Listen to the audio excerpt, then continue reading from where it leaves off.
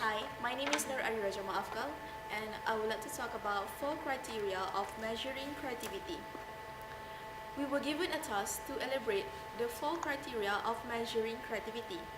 Each one of us will present through video for audience to understand the meaning.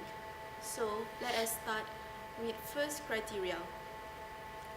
There is widespread agreement in the literature that creativity requires the ability to produce outcomes that are novel, high quality, and appropriate to the task. These outcomes may include product, service, ideas, process, and procedures. Assessing creative work has been a bugaboo for a good long time. In school, it's constant refrain, how can you grade creative writing? Or it's a point. However, it comes out right. But it is not a bugaboo we think it is in the classroom or in the broader world of creative work. So, it is one of the criteria to measuring creativity. The Guilford measure is the measuring a person's creativity. Psychologist J.P. Guilford devised 4 measures of a person. Divergent production. But first, what is divergent? Well, clearly it's not a kind of food, so let me explain. There are 2 types of all. There are divergent and convergent thinking. Divergent thinking has been hot recently, but it's part of a bigger picture. Here's a brief explanation of the difference between divergent and convergent thinking, and a model for how they best work together. With convergent thinking, we begin with a piece of information and we converge around a solution.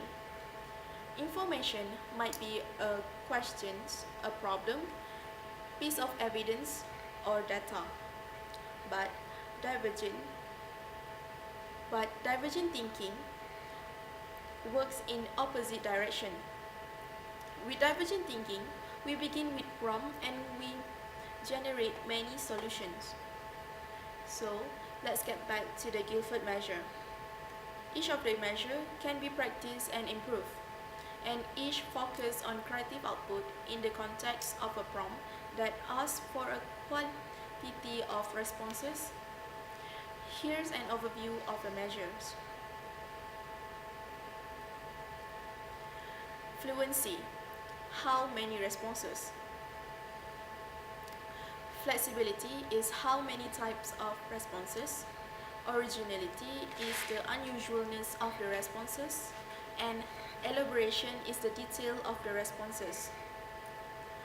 So, if I were asked 5 people to take 2 minutes to use circle as a starting point for drawing, I might receive the following response.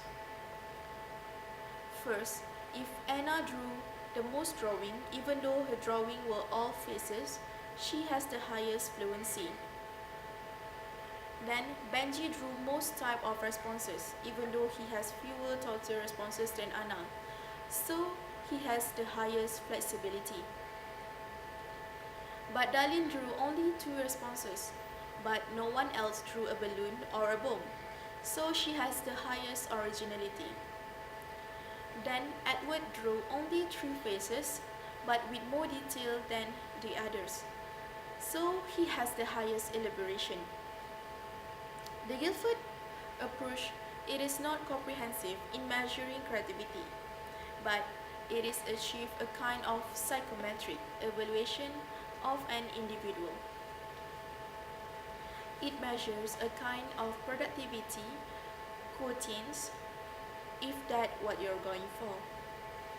So last but not least, Guilford and others have expanded on this foundational measure to create a full battery of creativity, tests that further refine these categories. So, this is the elaboration of measuring creativity of a person. For 3 other criteria, the rest of my group will present through their video. Thank you for watching.